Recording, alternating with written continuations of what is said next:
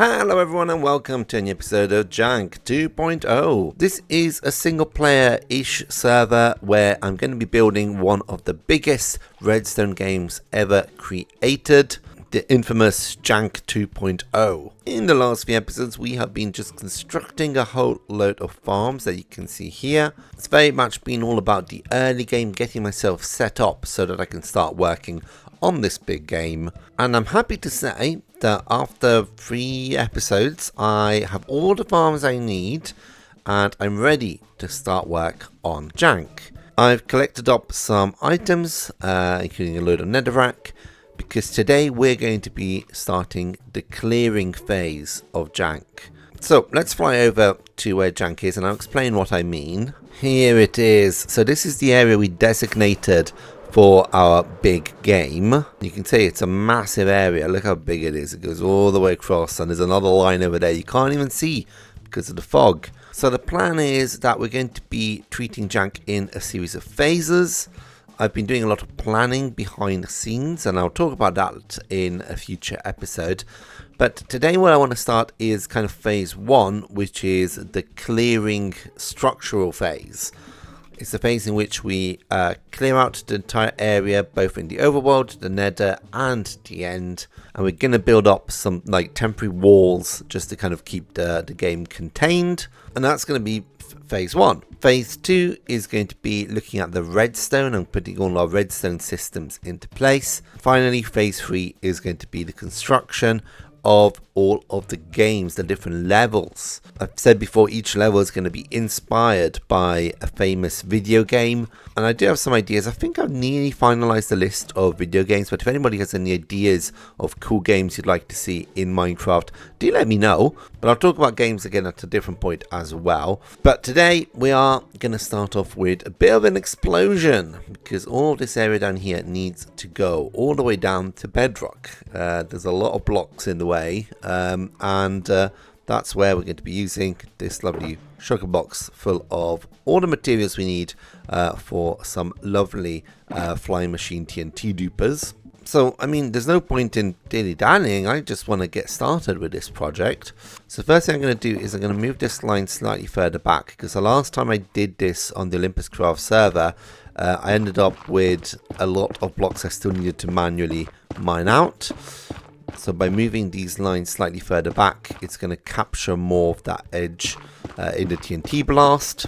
Right, our lines are in, and now what I need to do next is to actually construct all the little flying machines. I need to remember what the design looks like because it's been a while since I built them. But maybe we'll do that in the form of a time lapse. I think this episode is going to have a lot of time lapses just because it's going to be a lot of work. But yeah, let's get started.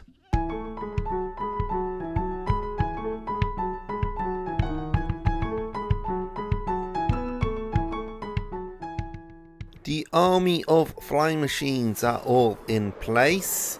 It's taken me a long time to set up because I have been trying to put them closer to one another than I did last time.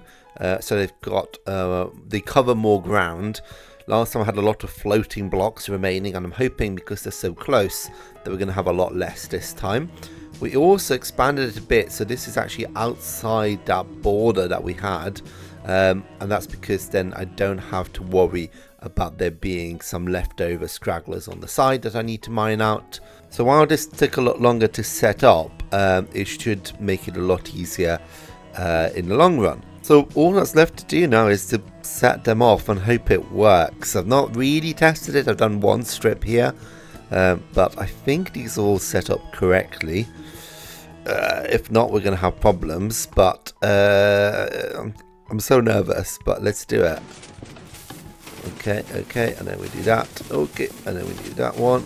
First one may be back by the time the last one goes. I mean, yeah, they're all working though, that's great. And they should just reset once they get to the end and come back and then reset again. And that's the last one. There we go. Right, let's fly around. Oh my god, look at the destruction. I can't even load the whole thing in. Actually, is that a bad thing that I can't load it in? Maybe that is a bad thing. Let's go all the way across. Oh no, okay, they are working properly. That's good.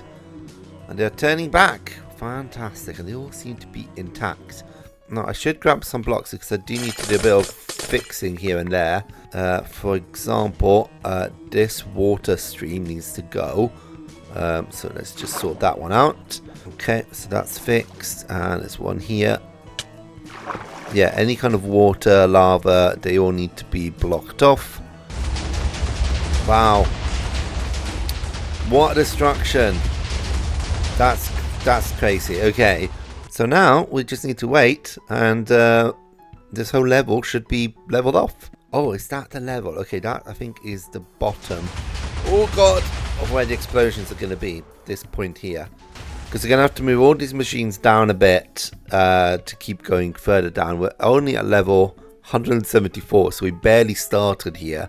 Now, don't worry, I'm doing a time lapse of all this, so you'll be able to see the whole thing once we're done. Wow, look at that! Oh man, that is a view. Yeah, look at that, looking a lot more complete. We're still missing kind of this part here of this mountain, all that side over there, and the back as well. Oh, I should say something I did in a previous episode, the one that I lost the footage for. I actually went in and I covered the spawners within this area with obsidian. So you can see, for example, this spawner here, that's all covered in obsidian, and there's a zombie spawner there which I've also covered with obsidian, and that's obviously to protect it from the explosions, because we definitely want those spawners in the game. Right, we're reaching a point of almost completion. We've still got Bill Mountain to go, but we're pretty much on the level. The next step is, as soon as that finishes, is to lower this whole thing down and basically start again and keep on going at different splits all the way down until we reach bedrock. Alrighty, level 2 is complete, as in I've built the machines on either side. So you know the drill by now. All I need to do is click the buttons and these should all go off. I hope so, because this did take a long time to build. Okay, here goes. Hopefully it all works. Yep, sounds good. Oh god, we need to go and turn on all the other ones on. Oh no, I've fallen down. It's a bit more out of sync than before, but that's because I keep falling down. It's quite annoying. And that's the last one. Okay, they're all flying off. Oh my god, so loud. Okay, look at that destruction. Oh wow. Oh dear. Oh, that lava lake's going to be a problem. Oh no, and the snow is going to be a problem. What do I do? Do I unload this? I feel like I need to unload it. The snow can really mess up the machines. But is me unloading it going to break all the machines? I don't know what to do. I'm worried that the rain and the snow are going to break the machines, because if the snow forms on the observers, then that's going to be an issue. Okay, they're still flying. Cool. Are any of them stopped? There's a flying, there's a flying, there's a flying. I think it's okay. I think that is okay.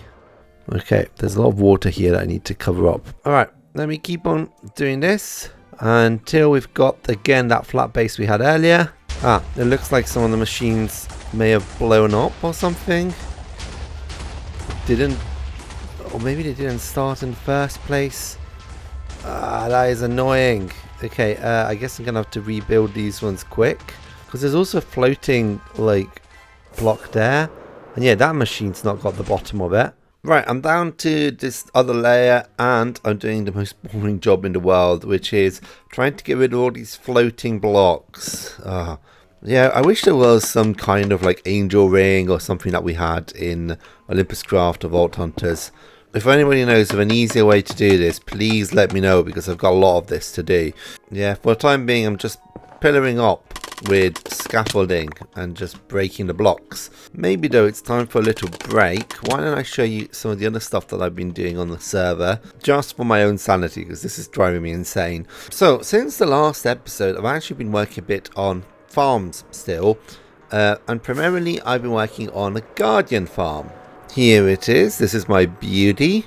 I'll put a link in the description to the farm tutorial if anybody's interested in seeing that. But yes, this is just your typical guardian farm. I've had to clear out the ocean monument, build out these big funnels, and I created this sorting system. Now this took me a while to get right, because it's got this thing here which is an automatic sea lantern machine, but that wasn't working for the longest time. It took me a long time to get it sorted. It's something to do with these slots running out. I'm not entirely sure why it's not working, to be honest. In theory it should, but I've now got it to a point where it is, at least in theory, working. And thanks to that, we've got a good amount of sea lanterns, as well as a whole load of this different prismarine that we can use to make more sea lanterns if we want to. We do have some raw cod, although I'm now kind of just filtering it out at this stage here.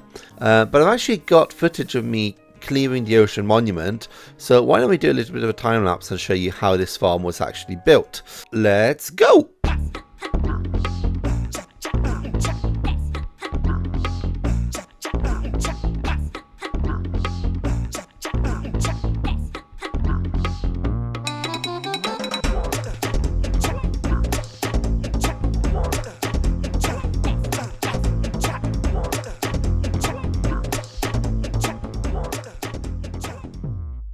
So yeah, that's the prismarine farm. I'm going to be needing a lot of prismarine and a lot of stone to build the structure around Jank. And talking about stone, there's something else I've done over here. Now, I was trying to do this completely vanilla, but I've had to kind of resort to one of our mods. So this furnace array here and the cobblestone farm, which we saw in last episode, I've had to kind of run this forever, because I need so much stone for this project, and the only way I can get all that stone is if this is constantly running.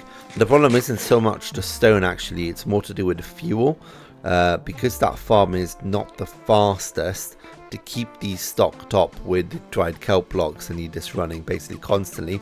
So I originally spent quite a bit of time building this chunk loader system over here. Yeah, you can see it here. This is Exumaboid's chunk loader, and this is meant to keep basically these chunks loaded, but it's not doing that. I don't know why. I can't really work out why this isn't working. So I've mentioned in episode 2 that we have got the chunk loader mod on this server, because I do need it for Jank later on. When we're playing Jank, I need all the chunks to be loaded at the same time in all 3 dimensions, and the only way we can do that is either by having 3 different player counts loaded at the same time in different dimensions, which is very, very clunky system. It is something that you could do in survival, but and because the chunk loader is on the server, I actually built one of the chunk loaders here, which is this thing here, and this is currently loading up these chunks here. There's also one over here as well, because we're going to need a lot of wool, and I remember last season wool was a big problem. So it's not vanilla, but it is kind of a light mod, and it basically means that I don't have to have my computer on 24/7 and me just standing in places loading things. So yeah, I hope you'll allow me this small concession, just because it's going to simplify resource collection. My last laptop got destroyed because I kept using it overnight, so I just didn't want to have that again. So I foolishly thought that we'd actually be finished with the big hole in this episode, and let me tell you that that has not happened. Oh, foolish Rob. So I think that's going to have to wait until the next episode, and I'm actually not going to show you the time lapse yet, because I want to do it when it is all complete, when I've got all the way from the very, very top to the very tippity bottom of the world. So that will be all in the next episode. So I hope you have enjoyed this episode, and if you have, please remember to comment, like and subscribe, and I'll see you all in the next one.